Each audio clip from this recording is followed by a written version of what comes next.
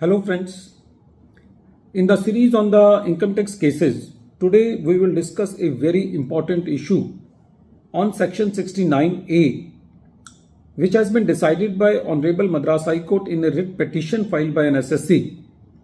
And the issue was related to the point that if the assessee is not required to maintain the books of accounts under any of the provisions of the Income Tax Act, or if he is required to maintain the books of accounts or does not maintain the books of accounts, and the assessee found to be owner of any money, bullion, jewelry or other valuable article, and that is not recorded into the books of accounts, if any. So whether in that case section 69A will be applicable.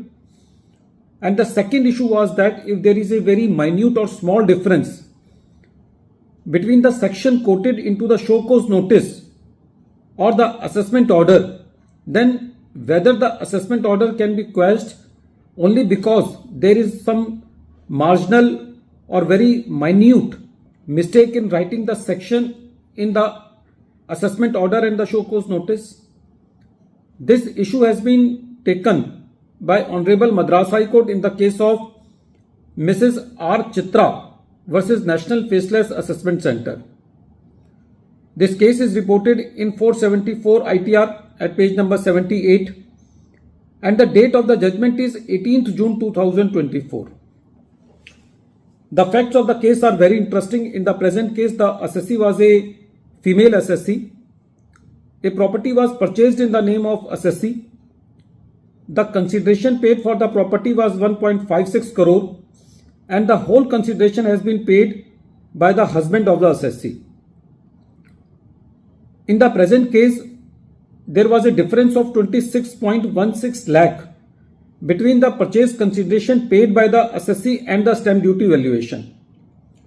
Since the assessee has not filed the return of income and the property was purchased in her name, so the case of the assessee was reopened under section 148 and the assessment was completed under section 147. The allegation of the assessing officer was that in support of the source of money, the assessee has only submitted the bank statement of her husband. That is, only from the bank statement of the husband of the assessee, only the source of income is the proved. But whether that money is tax paid money or not, that is not established. So the assessing officer made the addition under section 69A in the hands of the assessee. Secondly, the learned assessing officer made the addition under section 56, subsection 2, clause 7, clause B, for the difference in the stamp duty valuation and the purchase consideration paid by the assessee.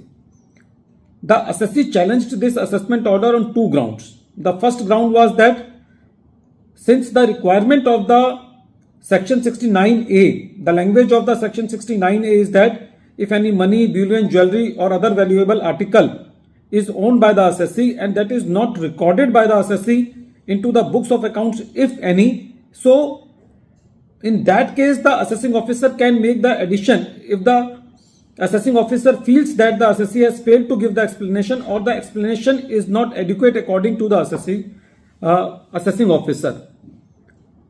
In the present case, the plea of the assessee was that since the assessee is not required to maintain the books of accounts, so section 69A is not applicable. For this, the court clarified that section 69A is applicable in case the assessee is found to be the owner of any money and that is not recorded into the books of accounts, whether the assessee is required to maintain the books of accounts or not. Meaning thereby that if the assessee is found to be the owner of money and he is not able to give the explanation for that, then the addition can be made under section 69A. So for this limited point, the court was with the revenue, but the court levied a cost of rupees 10,000 on the assessee and remitted the matter for this limited issue that the assessee can file the papers before the assessing officer to prove the credit worthiness of 1.56 crore because the assessee has not filed the return of income and the ledger to support the point that whether that is a tax paid amount or not. But as far as the second issue was concerned, that in the show cause notice the section 56 subsection 2 clause 7b is written, and in the assessment order section 56 subsection 2 clause 10 clause b subclause capital B is written. For this the court said that both the sections have a very minute difference because the section mentioned in the show cause notice is applicable before 1st April 2017 and the section mentioned in assessment order is applicable after 1st April 2017. So there is no much difference and the assessee was given sufficient opportunity to explain his case. So that addition is justified.